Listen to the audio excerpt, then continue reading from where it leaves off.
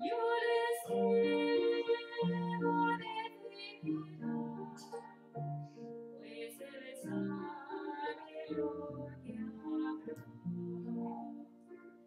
Muchas cosas sorprendernos de mañana con su amor, mas un dulce amigo tengo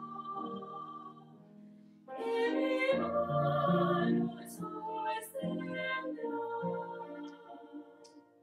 Mi sendero es más brillante cuando gozo de su amor, más ligeros son mis cargas cuando voy con mi Señor.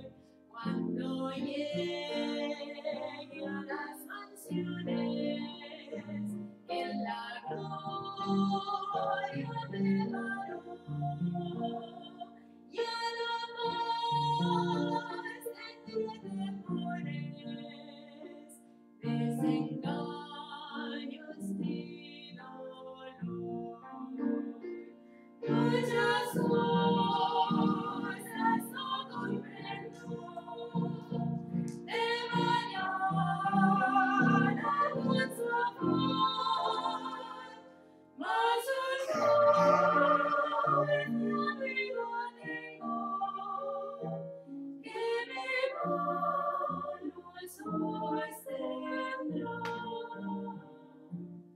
Nada sé sobre el futuro, desconozco lo que habrá, mas él cuida de las aves, él también me cuidará. Y al andar por mi camino en la prueba de tempestad, sé que Cristo irá conmigo, sé que guarda su bondad. Muchas cosas no comprendo de mañana con su amor, mas un dulce amigo tengo que mi mano sostendrá.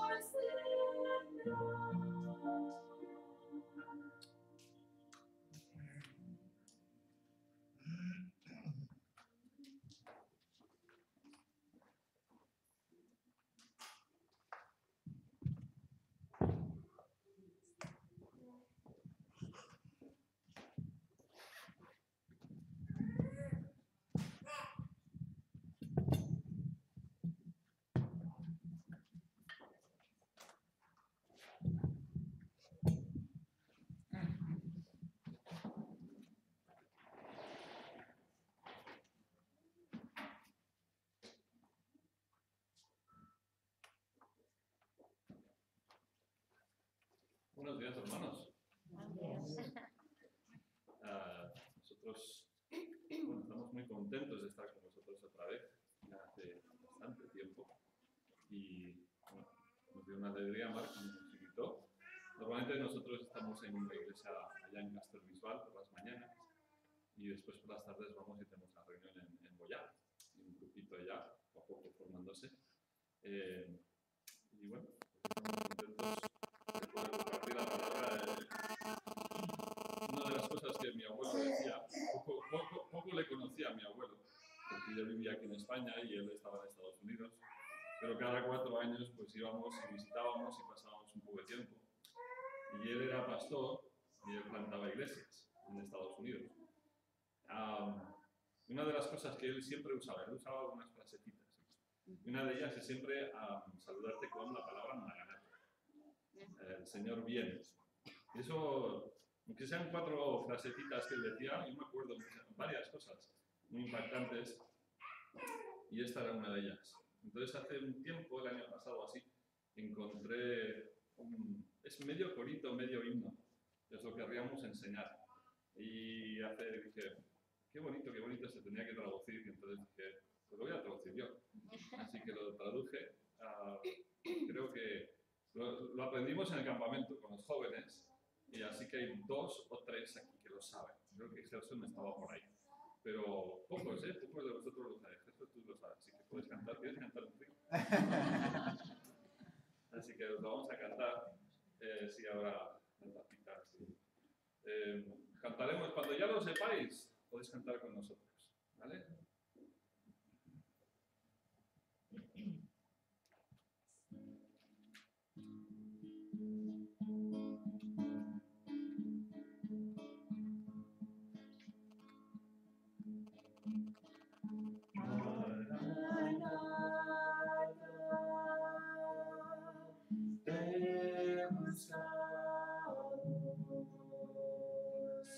Oh Señor,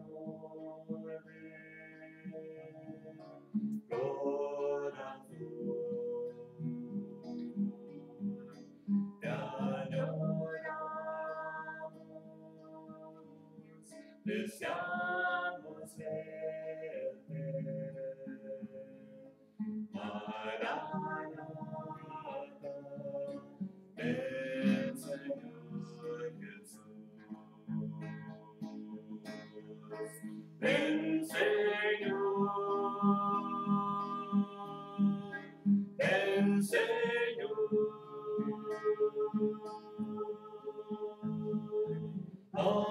anhelamos tu presencia, Dios.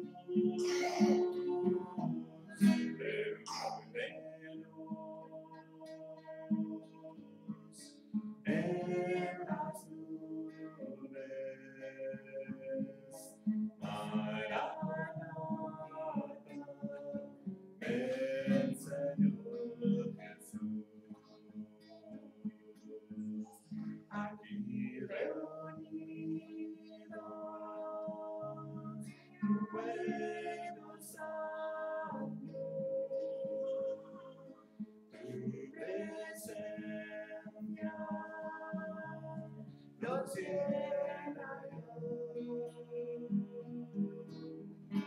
el Espíritu. Estás ahora, más un día, cada sí. Ven Señor, ven Señor,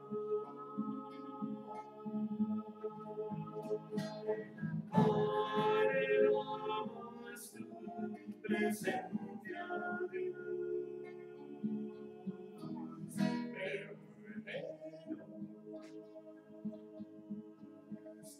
En las nubes, Maranatha, ven Señor Jesús. Cantáis con nosotros. El Señor, tu plena gloria, sin el velo, en tu faz, nuestra libertad ya se acerca. Esta salvación en nuestro ser. Ven Señor, ven Señor,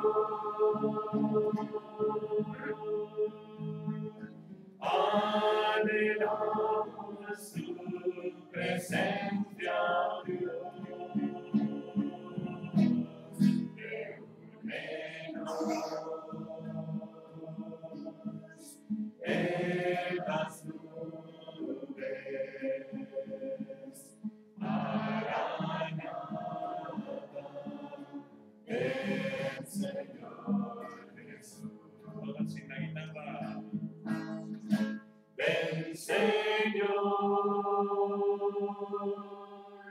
ven Señor.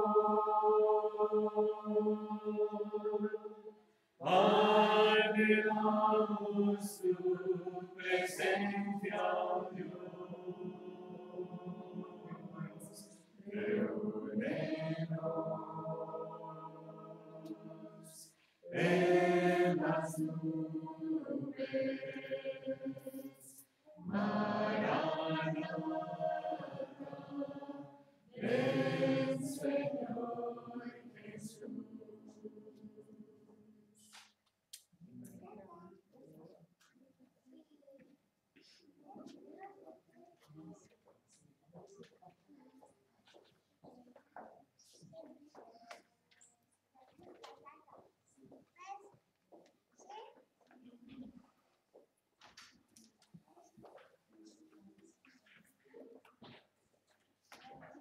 Pues vamos a orar, ¿sí? Vamos a orar y encomendar este tiempo en la palabra del Señor. Queremos darte muchas gracias, Señor, porque tú nos das tantas cosas que no nos merecemos, como hemos visto ya esta mañana. Y aún así tú nos vas amontonando y amontonando y amontonando tus bendiciones sobre nosotros. Y más allá de todo eso también, aunque no sepamos nuestro futuro, sabemos cuál es el final, sabemos cuál es el futuro que tiene este mundo, cuál es el final que tiene toda la historia del hombre, y nos has dado ese privilegio. Queremos encomendar ese tiempo a ti, Señor, que los corazones vibren por ti, porque tú nos das esa gran esperanza bienaventurada de tu venida. Y, Señor, que podamos reavivar esa esperanza que tanto se ha perdido y tanto se perdió durante la historia de la Iglesia. Pedimos, Señor, esta bendición tuya sobre tu palabra y por lo que se diga, que todo se ajuste a lo que te agrade a ti. En el nombre de Jesús. Amén. Bueno, si podéis, conocéis el 1 de Tesalonicenses 5, hay un versículo muy cortito, ¿no? Son 4 palabras. Al final de la carta de Pablo. Y ahí, metido en esas últimas frases y exhortaciones que da el Señor a los hermanos en Tesalonicenses, en Tesalónica, dice una frasecita desgraciadamente poco escuchada. Versículo 20 de 1 de Tesalonicenses 5:20. Dice, no menospreciéis las profecías. No menospreciéis las profecías. Durante muchos años, la Iglesia, cuando hablo de la Iglesia me refiero a la cristiandad, porque como dijeron las palabras del Señor Jesús, Él dijo que su Iglesia empezaría como una cosita pequeña, pero terminaría como un monstruo bajo cual las ramas de ese árbol que crecería habría de todo. Por eso lo llamo a veces la cristiandad, el cristianismo. No es la verdadera Iglesia. Cuando estudié la historia de la Iglesia, desgraciadamente me enseñaron básicamente la historia de la cristiandad y no de la verdadera Iglesia. Y esa cristiandad, a partir de más o menos mediados del siglo IV, el año 350, en adelante, muy rápidamente empezó a menospreciar las profecías. Empezó a menospreciarlas y hasta el día de hoy el 90 y pico % de lo que es la cristiandad, si cuentas la Iglesia Católica Romana, los ortodoxos, ya tienes de la cristiandad tienes una gran cantidad. Después te puedes ir a pues, la Iglesia Reformada, que surgió en el siglo XVI, pues ya tienes un 90 y pico % del cristianismo menosprecia las profecías. Tomaron la decisión a partir de Agustín de Hipona de que esas profecías eran todas, se tenían que espiritualizar y eran simbólicas a partir de entonces. Y el oscurantismo, digamos, de las profecías empezó ya no significaban lo que decían, sino que significaban otra cosa que solamente tenía que ver con la iglesia, tales como estaban sentados en los bancos, y totalmente ignorantes de lo que decían los profetas en el Antiguo Testamento. Y eso duró hasta... Yo la verdad es que los grupitos que escaparon y se fueron a las montañas, escapando de la persecución de la iglesia ya estatal de Constantino, no sé qué creían acerca de las profecías, porque es que no quedan cosas escritas de ellos que hayan quedado, que yo sepa. Si alguno sabe algo que yo no sé, pues yo encantado, porque me encantaría saber qué pensaban los aligenses, los valdeses, acerca de los profetas del Antiguo Testamento. Yo no sé, creo que pasaron tanto tiempo corriendo que no tuvieron tiempo de pararse y estudiar las profecías del Antiguo Testamento. En parte porque la Iglesia, cuando hablo de la Iglesia institucional, ortodoxa, católico-romana, perdió su arraigo judío. Los judíos conocían los profetas del Antiguo Testamento. También los habían espiritualizado, muchos de ellos, y no los habían tomado literalmente. Pero había una gran, beta de personas que todavía creían que los profetas del Antiguo Testamento se tenían que cumplir de forma literal. Eso se demuestra con unos que tomaron al Señor Jesús cuando era bebé en sus brazos y le dieron una bendición. ¿Os acordáis? En el templo. Todavía creían en las profecías de los profetas de forma literal que vendría el Mesías. También vemos a 3 sabios del Oriente que vinieron, ¿sí? Para adorarle. ¿Quiénes eran estos? Yo no sé quiénes eran. A lo mejor recibieron su información por parte de generaciones de Daniel, de judíos que en el Oriente, que recibieron esa información y de alguna forma sobrevivió esa creencia, porque ellos conocían la profecía del libro de Números acerca de la venida, que vendría a salir una estrella. Y ellos todavía estaban leyendo y estaban creyendo esas profecías del Antiguo Testamento. Me gustaría llevaros a un pasaje en Primera de Pedro.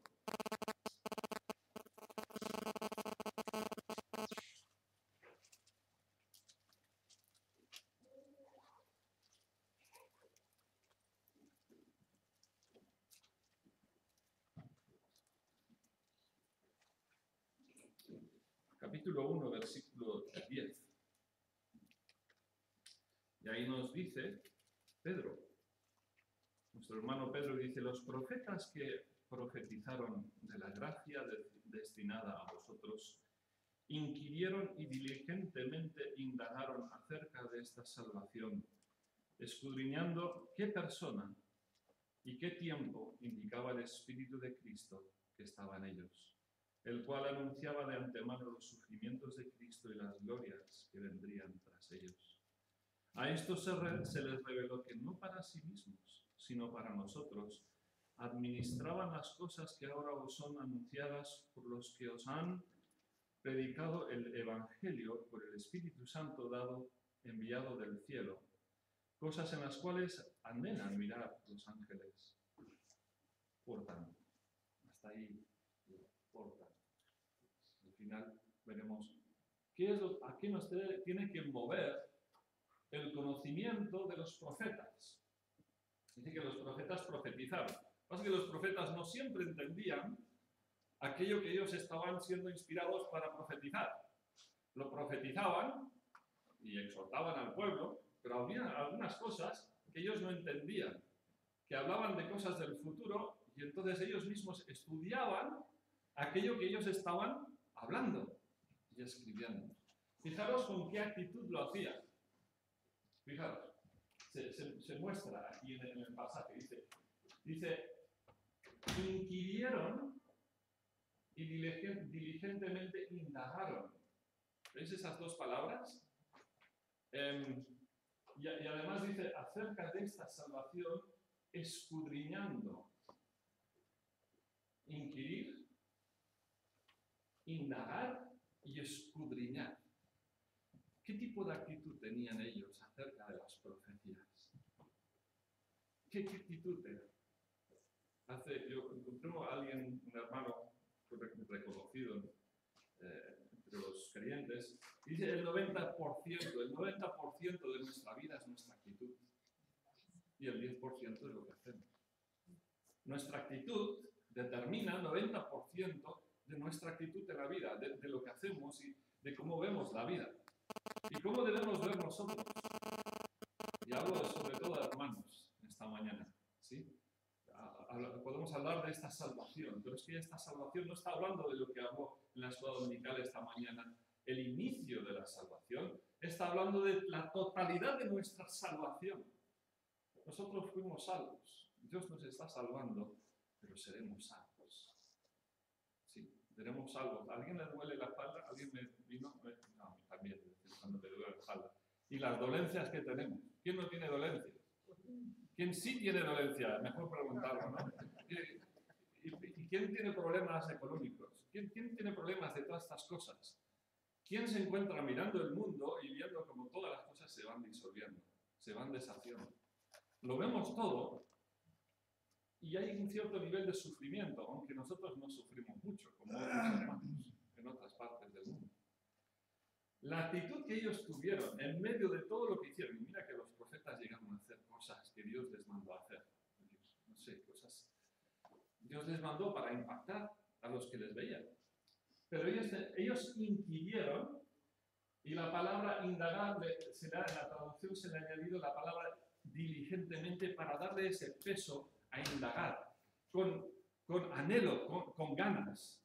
Tengo aquí por aquí, a ver, inquirir, investigar, procurar, demandar, adorar, en un sentido ahí.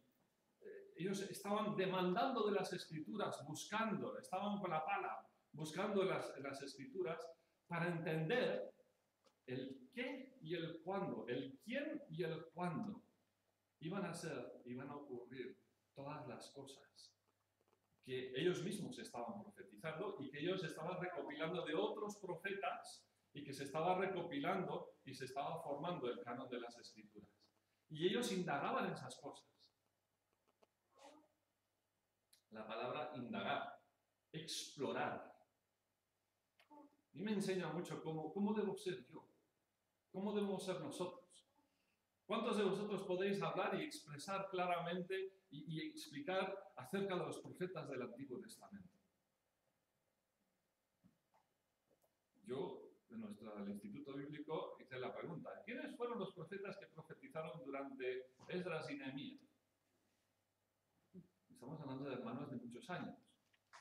Necesitamos conocer las Escrituras. Y lo que voy a plantearos hoy, lo voy a hacer en todo un curso de no sé cuántos meses. O sea que lo he comprimido en un comprimido, y a lo mejor espero que no se os explote en el estómago cuando lo digeráis, ¿no? Pero ellos indagaron, ellos exploraron, ellos demandaban de las palabras de las Escrituras, de los profetas, entender quién iba a venir y cuándo iban a ocurrir estas cosas. Pero nosotros lo tenemos ya escrito.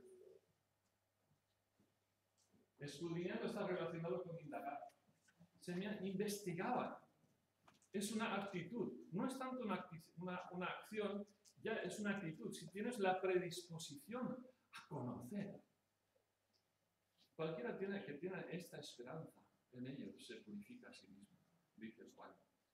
La esperanza de la venida del Señor Jesús, y cultiva su vida preparado, velando para la venida del Señor Jesús. Pero es que no solamente es la venida del Señor Jesús. Ellos que indagaron y qué estaban viendo. Dice, qué persona y qué tiempo indicaba el Espíritu de Cristo que estaba en ellos, el cual anunciaba de antemano dos cosas: los sufrimientos de Cristo. Los sufrimientos de Cristo. Podemos citar. Seguro que podéis citar a un pasaje que habla de los sufrimientos de Cristo. ¿Cuál? Isaías 53. Sí. Y a lo mejor incluso del profeta David, del rey David, Salmo 22, ¿no? Dios mío, ¿por qué me has desamparado? Esos pasajes nos suenan acerca de los que eran profetas, por oficio o porque en un momento determinado Dios les dio algo para profetizar. Pero es que, ¿qué tal la siguiente? Las glorias que vendrían tras ellos. las glorias que vendrían con ellos, que les acompañarían. Esa es la idea.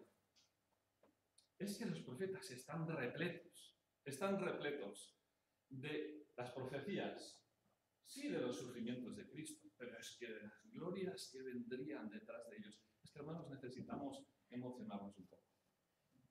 Y no emocionarnos con una emoción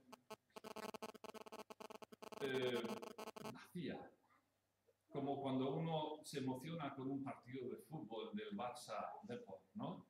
Un gol por aquí, un gol por allá. O una película que es en sus... No en cosas pasajeras. Tenemos que emocionarnos un poco.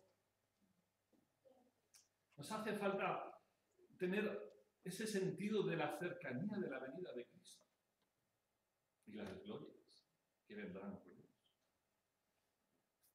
Y eso es lo que quiero hacer esta mañana, si puedo. Pregunta a tus detractores y a tus enemigos y tendrás mejor testimonio, tendrás un testimonio más fiable.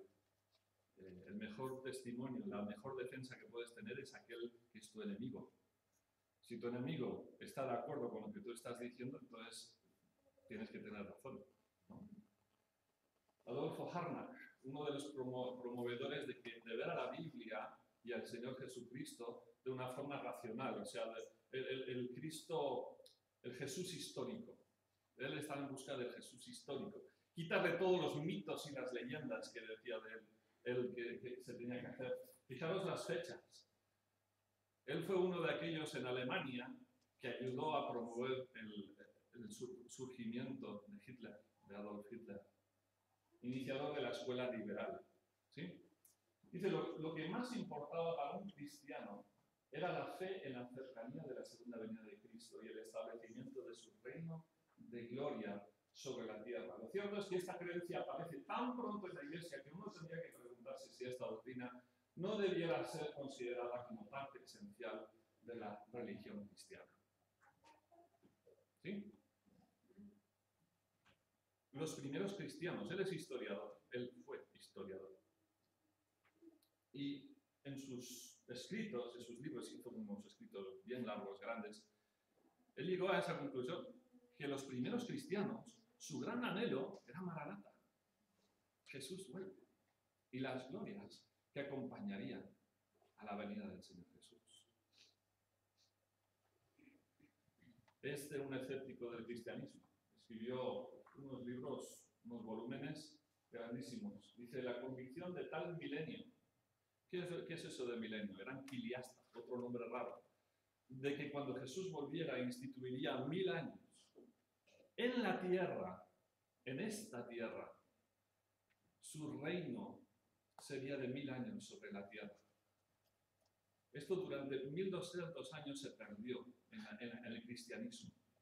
Desde el año más o menos 400 hasta el año 1500, todo el mundo esto desapareció de la enseñanza del cristianismo. Dice, la convicción de tal milenio fue inculcada cuidadosamente por una serie de padres, entre comillas, porque no eran padres. Desde el justo mártir a Ireneo, que hablaban con los discípulos mismos del apóstol, Juan, hasta Lactantio, que fue preceptor del hijo de Constantino, año 300. Aunque no todos quieren aceptar esta verdad, parecería que este era el sentido que reinaba entre los creyentes ortodoxos, o sea, entre los que seguían las enseñanzas de las Escrituras correctamente. O sea que el milenio, la enseñanza de que las glorias venideras iban a ser una cosa física, no unas cosas. Una vez estaba en el Instituto Bíblico y abrí en Isaías, y como era la clase de interpretación bíblica, les empecé a predicar. Porque los versículos decían así, y abriré fuentes en el desierto y tierras secas se llenarán de flores y cosas así. Y empecé a decirles que esto es el Espíritu Santo, que vendría y brotaría en el mundo y llenaría las vidas secas por el pecado. Hermanos, eso no está hablando de eso. está hablando que vendrá un día cuando el Señor Jesús pose sus pies sobre el monte de Sion, al lado de Jerusalén, y Él vendrá a su templo. Y entonces brotará desde Jerusalén, que será levantado en alto, y brotará de esa ciudad, brotará por todo el mundo aguas que sanarán al mundo. Pero eso me estoy adelantando. Pero esta enseñanza, que ya en el Antiguo Testamento ya se creía, a partir de que los profetas iban dándolo, se perdió. A lo mejor incluso capaz que nunca lo has escuchado. Quizás sí, quizás no. Pero es una cosa como vaga. Necesitamos que sea una fe, parte de nuestra fe, uno de esos ingredientes. No solamente el arrepentimiento y la fe en Cristo, sino también esa fe que la palabra de Dios realmente está hablando de cosas que tú puedes confiar, que tú puedes entenderlas. Pero bueno, hablemos de algunas de esas citas. Hay 3, tengo muchas más. Y si las queréis, os las paso. Papias, años 60, 130. Eusebio, obispo de Cesarea y el padre de la historia de la Iglesia, escribió en cuanto a Papias en su obra Historia Eclesiástica. Entre otras cosas, él dice que 1000 años se sucederán después de la resurrección de los muertos y habrá un establecimiento material del reino de Cristo sobre esta tierra. Esto ya lo decía Papias, un hermano que vivió en el primer siglo, habiendo sido enseñado anteriormente. La epístola de Bernabé: en 6000 años todo se habrá acabado, entonces él verdaderamente descansará el séptimo día. Cuando su Hijo volviendo destruirá el tiempo del hombre de maldad y juzgará a los impíos, y cambiará el sol, la luna y las estrellas, y habrá un octavo día, o sea, el comienzo de un nuevo mundo. Surgió esta idea de que como la tierra fue creada en 6 días y Dios descansó el séptimo, pues entonces la historia de la humanidad serían 6000 años y Dios descansará el séptimo. El descanso del Mesías sería el último 1000 años. Y así es como él lo comprendió y algunos lo comprendían así. Yo no sé si eso tiene alguna verdad. Por eso en el año 2000 tantos cristianos se volvieron locos. Ya ha llegado el séptimo día, ¿no?, del descanso de Dios. Y pensaban que ya el Señor volvería. Pero no es que se equivocaran, porque no han pasado todavía esos 6000 años, pero bueno. Es lo que se encuentra aquí, 120, 150, es la creencia que realmente van a ser 1000 años de verdad, en el cual los que hayamos creído en Cristo, después del arrebatamiento y estemos con el Señor Jesús, volveremos con Él para reinar con Él durante 1000 años. Justo mártir, año 100, 165. Pero yo y otros, los cuales son cristianos correctamente centrados en todos los puntos, había algunos que no, bastantes, estamos convencidos de que habrá una resurrección de los muertos y 1000 años en Jerusalén, la cual será construida, adornada y agrandada, tal y como declaran los profetas Ezequiel, Isaías y otros. Y además cierto hombre estuvo con nosotros, cuyo nombre era Juan, uno de los apóstoles de Jesús, que profetizó, por una revelación que le fue hecha, que aquellos que creyeran en nuestro Cristo vivirían 1000 años en Jerusalén y que después de la resurrección general y en breve se llevaría a cabo el juicio de todos los hombres. Justo mártir dice que él conoció a Juan el apóstol, el que escribió el libro de Apocalipsis, primera, segunda, tercera de Juan, y que había recibido esta enseñanza de que realmente esos 1000 años serían 1000 años materiales en el cual Cristo reinaría en este mundo sobre la tierra. A mí me impacta citas así, ¿sí? Por eso os lo transmito.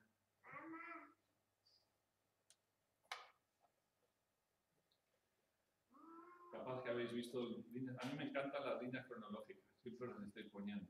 Hago que los niños los hagan, que los jóvenes lo hagan, que intentamos cómo funcionan las cosas y lo tengamos bien presente. Entonces tenemos el arrebatamiento de la Iglesia, que es lo siguiente que tiene que ocurrir. Puede ser que haya una gran guerra, una tercera guerra mundial justo después, Ezequiel 38-39, pero eso no lo sabemos seguro. Pero dice que habrá 7 años que quemen todas el armamento en Israel, lo quemarán. Y entonces a los 7 años, dividido por la mitad, que es cuando el anticristo rompe el pacto y va a destruir a los judíos que ya hayan creído en él y a todos los demás judíos, matará a muchos. La venida de Cristo al final de estos 7 años, y entonces los 1000 años el reinado de Cristo, y al final habrá una última rebelión que se llama en Apocalipsis la guerra de Gog y Magog, pero es que Ezequiel 38 y 39 también habla de Gog y Magog, y habla de 7 años que quemarán las armas. Entonces hay una duda allí acerca, porque no puede haber 7 años después de la última rebelión. No puede, porque tienen que entrar, los números están contados, los días están contados en el libro de Daniel, y entonces tienes el juicio final y los cielos nuevos y la tierra nueva se hacen de nuevo. Dios destruirá este mundo y creará uno nuevo. Entonces es solamente un pequeño repaso para ver, porque encontramos que en el futuro todo esto lo he sacado solamente del libro de Isaías. Así que os invito a ir a Isaías. Hay muchísimas profecías y hoy no tenemos tiempo para ir por todas. Así que he cogido el libro de Isaías, he dicho, bueno, pues vamos a ir a Isaías y vamos a ver algunos versículos. Ahora señales en los cielos, en el sol y la luna. ¿Sí? Y esto lo encontramos en estos pasajes, Isaías 34:4, no las vamos a leer todas, ya os lo he dicho, pero a veces hablamos tanto de doctrina como una cosa teórica, pero hermanos, es una realidad. Es una realidad, estas cosas van a pasar. Igual como los profetas del Antiguo Testamento.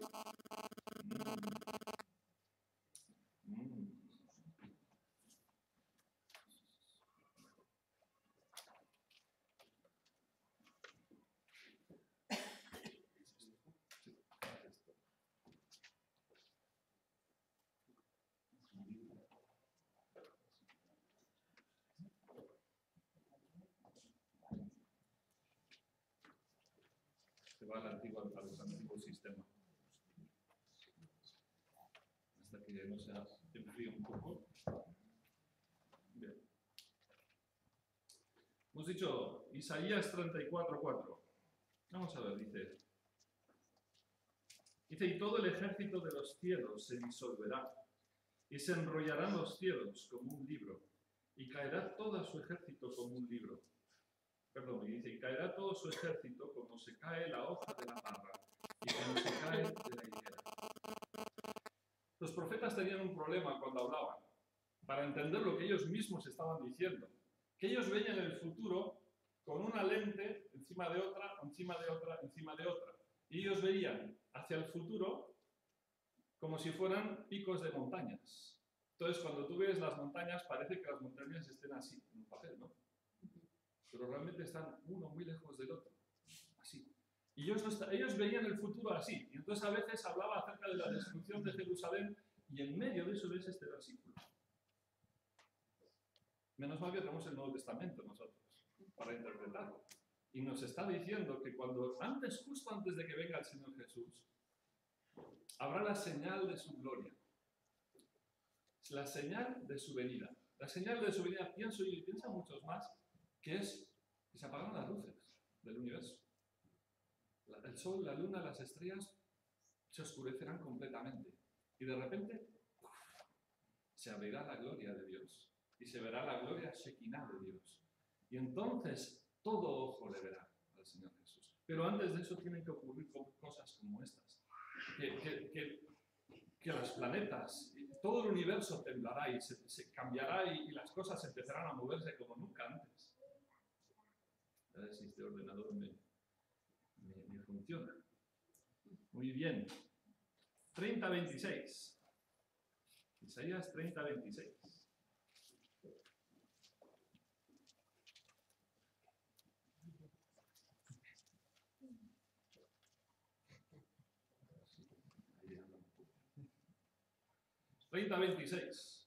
Muy bien. Dice, y la luz de la luna será como la luz del sol, y la luz del sol 7 veces mayor, como la luz de 7 días, el día que vendare Jehová la herida de su pueblo, y curare la llaga que él causó. el sol se va a multiplicar por 7 su luz, ¿sí? Y la luna también. Después de apagarse, vendrá el Señor, y en ese día el Señor, con su gloria, y también las cosas serán súper brillantes, pero la tierra no se quemará, curiosamente. 24-23.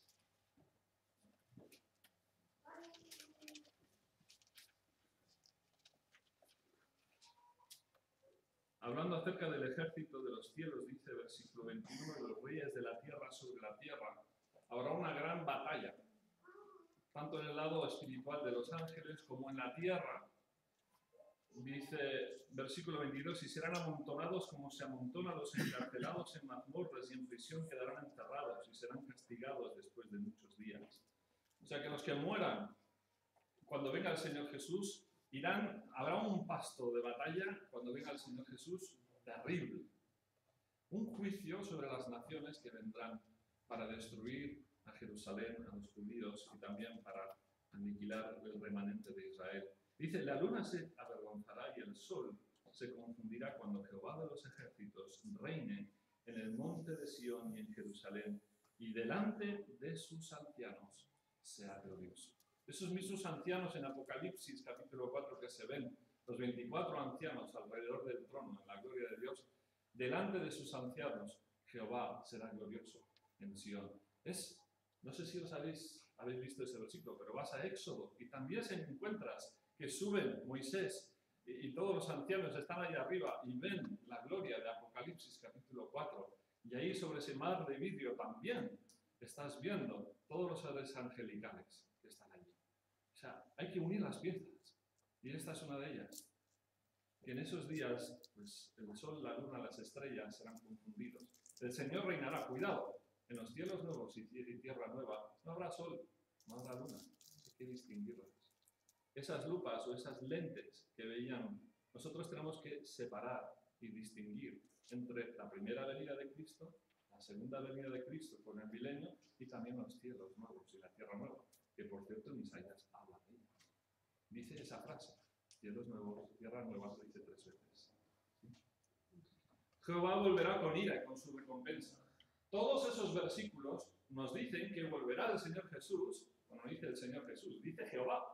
Y curiosamente es Jehová el que pone sus pies sobre el monte de los olivos, dice Zacarías. ¿Quién va a poner los pies sobre el monte de los olivos? El Señor Jesús, el mismo Jehová. Cuando hables con los testigos de Jehová, diles eso. A ver quién te puede responder. El mismo Jesús, el mismo Jehová, es el mismo. Sí. Hoy no tiene el día este ordenador, así que... El reino del Mesías, Isaías 9:6.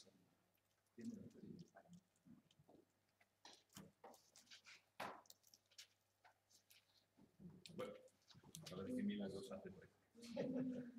¿Os acordáis de Isaías 9:6? Que dice, porque un niño nos es nacido, hijo nos es dado, dice ese capítulo. Dice, ¿pero qué habla acerca de este niño y el reino que va a tener? ¿Qué es lo que dice acerca de él?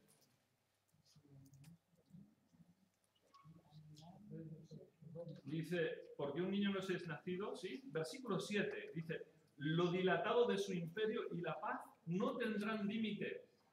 O sea, la expansión de su imperio, del imperio del Mesías, del Señor Jesús, no tendrá límite.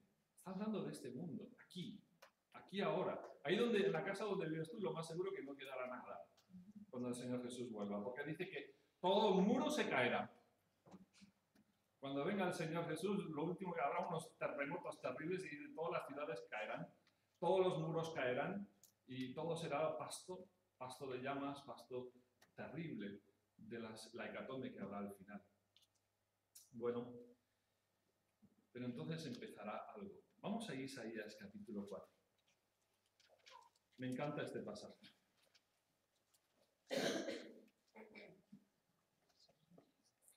Isaías capítulo 4. Dice, en aquel tiempo el renuevo de Jehová será para hermosura y gloria. Está hablando de Israel. Y el fruto de la tierra para grandeza y honra a los sobrevivientes de Israel. Y acontecerá que el que quedare en Sión y el que fuere dejado en Jerusalén será santo. todo lo que en Jerusalén esté registrados entre los vivientes, cuando el Señor lave las inmundicias de las hijas de Sión y limpie la sangre de Jerusalén de en medio de ella con espíritu de juicio y con espíritu de devastación.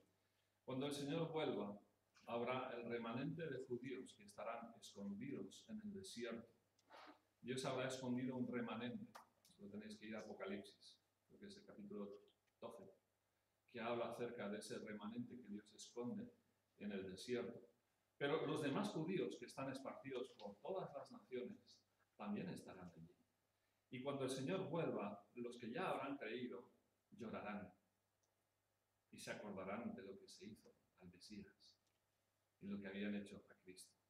Y entonces en ese día dice que resurgirá, nacerá una nación en un día, que es la Israel renacida, y que el Señor entonces traerá de todas las naciones y la traerá de vuelta a su país. Pero fijaros el versículo 5, lo que Dios creará en ese día cuando Él llegará. Dice, y creará Jehová sobre toda la morada del monte de Sión y sobre los lugares de sus convocaciones, nube y oscuridad de día, y la noche resplandor de fuego que eche llamas. ¿Qué es esto? ¿A alguien se le ocurre qué es eso de nube de día y de noche llama?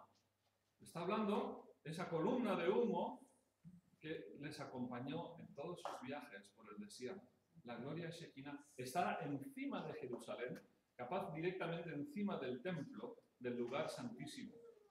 Pero fijaros lo que dice después. Dice, porque sobre toda gloria habrá un dosel. ¿Cuánto cubrirá la gloria de Dios? Dice, toda la tierra. Entonces dice aquí, dice, y sobre toda gloria habrá un dosel. ¿Qué es un dosel? Una cúpula. ¿Sí? Una cúpula, como un edificio, una cúpula. ¿Y para qué servirá esta cúpula? Un dosel. Dice, y habrá un abrigo para sombra contra el calor del día, para refugio y escondedero contra el turbión y contra el aguacero. Dios va, creo yo, lo que está haciendo es recreando lo que ya hubo antes del diluvio, una protección sobre toda la tierra, para que ya no tengamos cosas terribles en la meteorología. Ya no habrán grandes vientos huracanados. Ya no habrán cosas terribles como, bueno, no habrán tsunamis ya, porque dice que todas las islas se volverán de su sitio.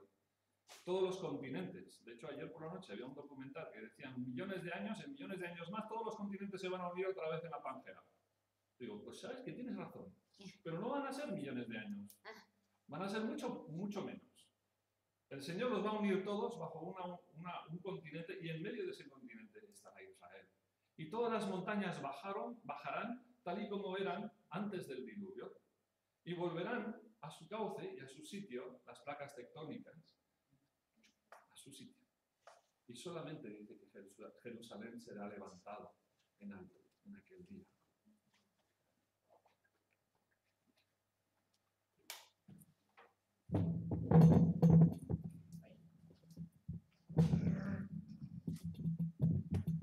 Isaías capítulo 27.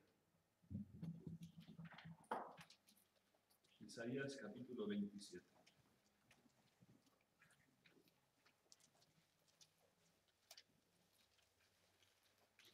Cuando te desanimes en el trabajo, o por el trabajo, o por cualquier cosa, o por tu salud, cualquier cosa que tu economía, piensa en las grandes promesas de reinar con Cristo y que el Señor va a reinar en esta tierra y tú vas a estar con el Señor Jesús y estaremos con Él siempre y el Señor va a hacer todas estas cosas.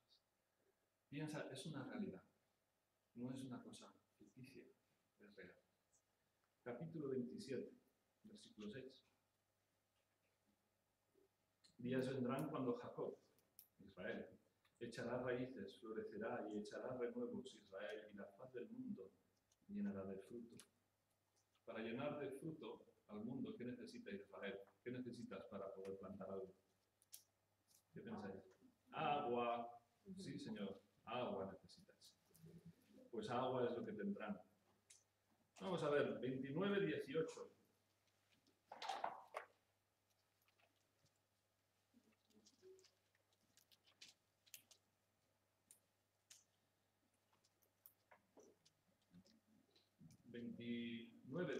Versículo 17 dice: no se convertirá de aquí a muy poco el Líbano en campo fructífero, y el campo fértil será estimado por bosque. En aquel tiempo los sordos oirán las palabras del libro, y los ojos de los ciegos verán en medio de la oscuridad y de las tinieblas. Es interesante. Como no tengo tiempo para dar todos los versículos, os explico lo que pasa. Dice que debajo de Jerusalén, del trono, del templo, brotará un río. Igual como los cielos nuevos y tierra nueva habrá la nueva Jerusalén, también habrá un río que pase por medio de la ciudad. Pero en el reino milenial, dice que brotará un río que será profundo. Solo tienes que leer Ezequiel capítulo 40 y 40 en adelante, los 8 capítulos, y verás aquel río. Dice que habrán pescadores, habrán bosques, habrán muchas cosas allí. Léelo, os animo a leerlo. Y dice que ese río surgirá, irá hacia el sur, en Jerusalén, irá hacia el sur, y después se partirá por la mitad, irá hacia el mar muerto, lo sanará, y después el Arabá, y saneará las aguas del mundo. Y dice que cualquiera que se meta en esas aguas se sanará. Yo realmente pienso, dice que ya no habrán, la tierra dejará de producir cardos y espinos. Yo he intentado hacer algún huerto alguna vez, que lo único que sale son malas hierbas, siempre hay que ir sacándolas. Dice el Señor que la maldición se quitará casi al completo. Aún habrá muerte, pero la gente vivirá por muchos, muchos años. La tierra se llenará, se plantará, crecerá, crecerá. Y dice que el que esté segando estará pillando al que esté sembrando. ¿Sí? Dice que los animales serán vegetarianos, ¿no? Lo dice, ¿verdad? Dice en Isaías capítulo 11, solo tienes que leer el capítulo. También otro capítulo. Después os puedo pasar los apuntes si queréis, y los leéis. Todas estas cosas van a surgir. Nos dicen los científicos que hay unos sensores en nuestra genética que depende de cómo es el entorno de un animal, se abren o se cierran en su genética. Se habla de vacas que crecen cuernos cuando los llevan a Argentina y después los pierden cuando vuelven. Cuando Adán y Eva cayeron, se abrieron los receptores por la maldición y las cosas crecieron pinchos. A mí me han pinchado muchas cosas, abejas, mosquitos. Eso el Señor las quitará. Cuando el Señor vuelva, las retirará. No sé, pero a mí me llena de mucha alegría. Lo de las fuentes de aguas están por todos lados, en Ezequiel, en Isaías. Pero seguirá habiendo memoria de aquellos países que se llaman Gog y Magog, que habrán venido contra Israel y Dios las destruirá. No vamos a leer esos versículos, están en el capítulo 60 y suena al infierno, de hecho, para que la gente durante el milenio se acuerde de lo que pasa con la rebeldía contra Dios, contra su Mesías.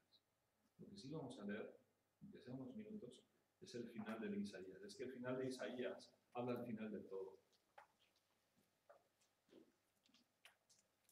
Capítulo 60. Capítulo 60.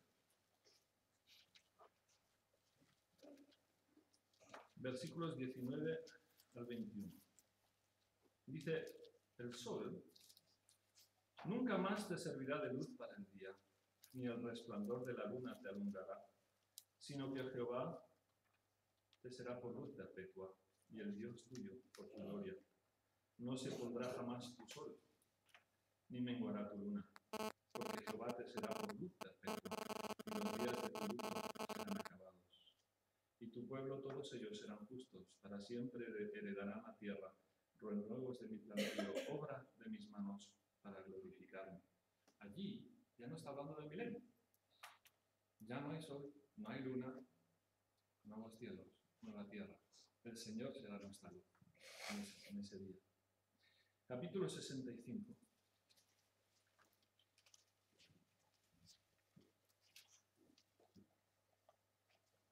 Versículo 17 dice, porque he aquí yo crearé nuevos cielos y nueva tierra, y de lo primero no habrá memoria, ni más vendrá el pensamiento. Más os gozaréis y os alegraréis para siempre en las cosas que yo he creado, porque aquí yo traigo a Jerusalén alegría y a su pueblo gozo. Me alegraré con Jerusalén y me gozaré con mi pueblo, y nunca más se oirá en ella voz de lloro ni voz de clamor. Y entonces vuelve al milenio y dice, no habrá más allí niño que muera de pocos días, ni viejo que sus días no cumplan, porque el niño morirá de 100 años y el pecador de 100 años será maldito. ¿Veis cómo las dos lupas están sobrepuestas? ¿Sí? Por ahí está hablando de la muerte y justamente antes dijo que ya no habrá voz de llanto, ni lloro, ni de luto. Dice, porque el niño morirá de 100 años y el pecador de 100 años será maldito. Edificarán casas y morarán en ellas, plantarán viñas y comerán frutos. Y mucho más. Pero fijaros cómo termina el libro. Estamos llegando ya al final del libro y se nota. Versículo 22, 66, 22. Porque como los cielos nuevos y la nueva tierra que yo hago permanecen delante de mí, dice Jehová, así permanecerá vuestra descendencia y vuestro nombre, y de mes en mes y de día en día de reposo, vendrán todos a adorar delante de mí, dijo Jehová, y saldrán y verán los cadáveres de los hombres que se rebelaron contra mí, porque su gusano nunca morirá, ni su fuego se apagará, y serán abominables a todos los hombres, a todo hombre. Durante el milenio se verá en el valle de Armagedón. Allí se verán el pasto y la ciudad y el fuego que nunca se apaga en ese valle, para recordar a todas las gentes de todo el mundo de que Dios juzga al rebelde y al pecador. Y también me hace pensar también en el infierno, el lago de fuego, que se tragará al infierno al final, con el juicio final. En Primera de Pedro nos dice, justamente después de hablar acerca de todas esas cosas, dice por tanto. Y por tanto, vamos a ver si encuentro el pasaje.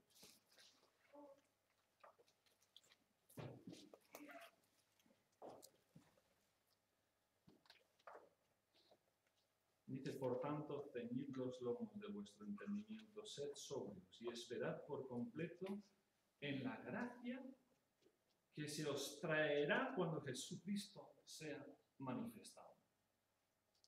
A callar nuestros corazones. Nuestros cuerpos se deshacen. La cultura se va deshaciendo. La gente se adora a sí misma y adora todo tipo de ídolos en nuestra cultura.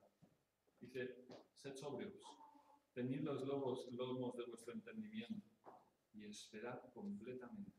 Dice, en la gracia que se os traerá cuando se manifieste el Señor Jesucristo. Debe ser uno de esos ingredientes tan grandes en nuestra vida, el pensar en las glorias que acompañarán la venida del Señor Jesús, que debe realmente llenarnos de gozo y de alegría. Emocionarnos un poquito, emocionarnos por lo que vendrá, porque lo que hay ahora viene y va. Vamos a ver. Gracias, Señor, por la esperanza bienaventurada que tenemos en ti, por la gloria que viene, las glorias que vienen, la transformación de nuestro cuerpo, el poderte ver cara a cara. Ayúdanos a ser sobrios, a velar, a estar descansando plenamente y completamente en aquella gracia que se nos manifestará, porque es una fe que no está basada en emociones. Gracias, Señor, porque es una realidad. Perdónanos, Señor, porque muchas veces hemos menospreciado las profecías. No las hemos considerado. Ayúdanos a indagar, a inquirir, a escudriñar como hicieron los profetas en la antigüedad. Que nos llene con una nueva visión de esta vida y la que vive. Bendice a estos hermanos, Señor, que esto sea de bendición y de ánimo. En el nombre de Jesús lo pedimos.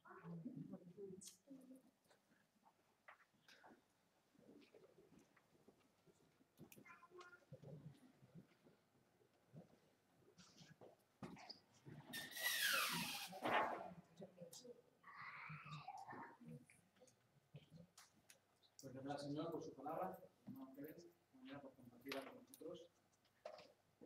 La verdad es que a veces cuesta un poco interpretar estos pasajes, a veces encontrarlos y pintarlos.